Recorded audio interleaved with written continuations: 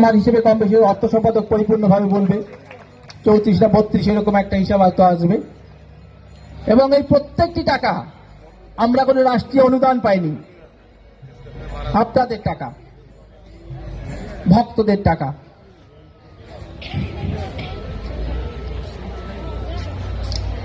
আমি কৃতজ্ঞতা জানাচ্ছি সাধারণ সম্পাদক হিসেবে সেই সমস্ত ভক্তদের চরণে প্রণাম রাখছি।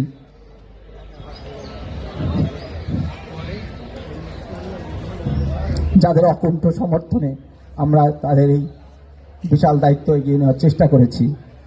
আপনারা জানেন আমাদের বহুল কাঙ্ক্ষিত 8 তলা ছাত্রাবাসের যে ভিত্তিপ্রস্তর, সেই ভিত্তিপ্রস্তরের খুব কাছাকাছি আমরা আছি।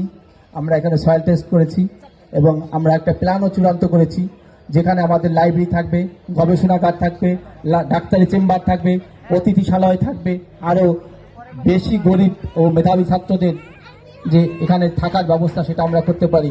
সেই সাথে আপনারা হয়তো অনেকেই জানেন, হয়তো অনেকেই জানেন না যে এই বর্তমান অবস্থায় আমাদের প্রায় 40 ঊর্ধ্ব ছাত্র এখানে থাকে, যারা এই মন্দির দেখাশোনা করে, মন্দির পরিষ্কার পরিচ্ছন্ন করে, এমনকি প্রতিদিন প্রতি সপ্তাহে যে মন্দিরের প্রসাদ, সেই প্রসাদটা তারাই কিন্তু রান্না করে।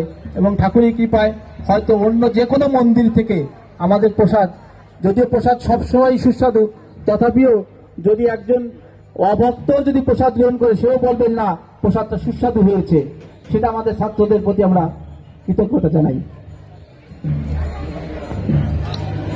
সুধী মণ্ডলী, বিভিন্ন স্তরে বিভিন্ন দায়িত্ব পালন করে অনাকাঙ্ক্ষিত ভুল আমরা করে থাকতে পারি, তার জন্য আমরা ক্ষমা চেয়ে নিচ্ছি। আপনাদের আরো সজাগ দৃষ্টি কামনা করছি, যাতে করে আপনাদের প্রতিটি অনুদান যেন আমাদের গাফিলতি বা আমাদের কোনো ভুলের কারণে সেটা জবাবদিহির আওতার বাইরে চলে না যায়। আপনাদের চোখে কোনো অসঙ্গতি পরিলক্ষিত হলে আপনাদের প্রতি অনুরোধ থাকলো